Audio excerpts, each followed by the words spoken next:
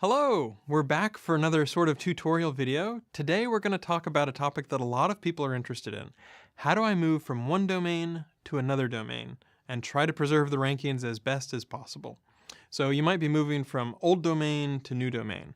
Let's talk through some of the possible things to be thinking about and some of the stuff that you might want to make sure you avoid as far as problems. Okay, so here's what we've got. We've got a site, maybe with a subdirectory or a subdomain. In fact, we've got 2 or 3 sites here, and you've got a new domain. Right now, it's just a park domain. One piece of advice I would give very early on is if you know that you're going to move to a new domain, don't just let it be parked.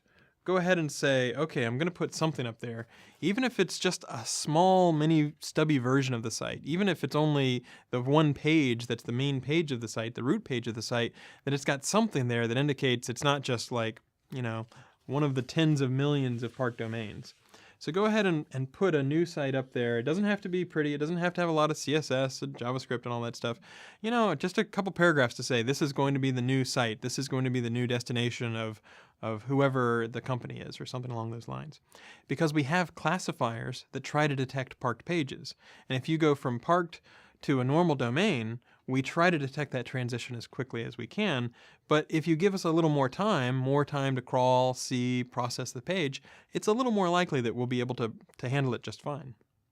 Okay, so we're moving from an old site, in fact maybe 2 or 3 old sites, and we're going to consolidate to a new site.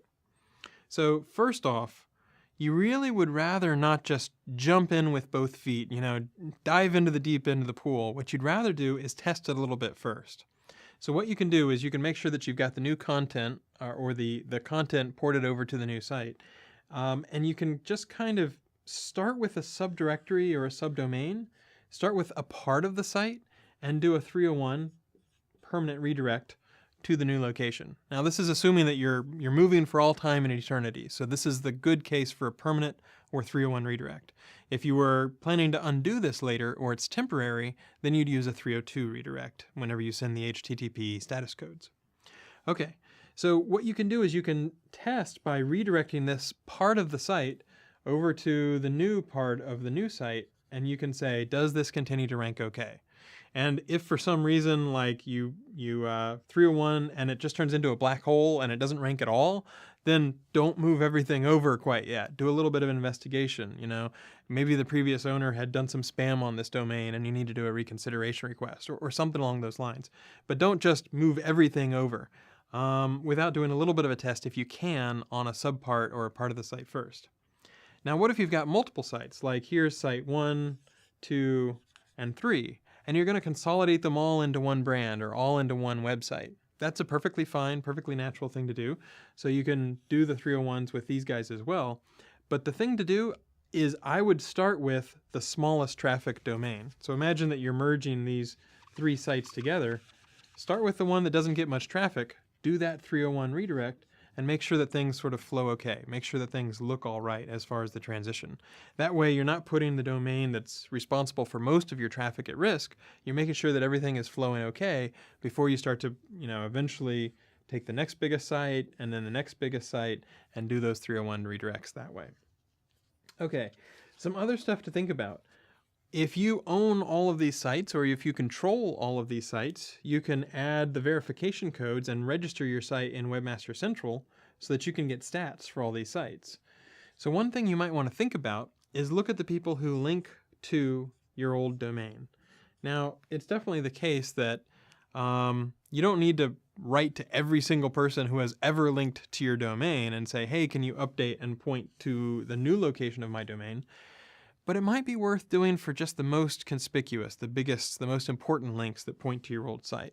So if CNN or the New York Times or the LA Times or the Chicago Tribune or Wikipedia, some really big site does link to your domain, those are the ones that it might be worth doing a little bit of attention to and say, hey, write to the owner or edit the page on Wikipedia and say that this page has moved to this new location. That way, search engines should be able to follow the trail of all the 301 redirects, but you're just making it simpler. You're fixing it upstream, so even if a new search engine comes along and has no idea what's going on, they just follow that link and then the PageRank flows. See if there's anything else. If you are if you're going to change to a new domain, and at the same time you're planning on changing your template, so you're going to change your UI, all that sort of stuff, you might want to do a little bit of thinking about trying to decouple that, right? Because doing a redirect, you're already shifting from one location to another location.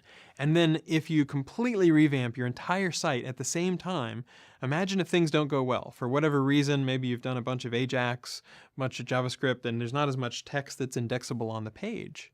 If you've done something like that, it's hard to tell, was it shifting to the new domain or was it the revamp of the site?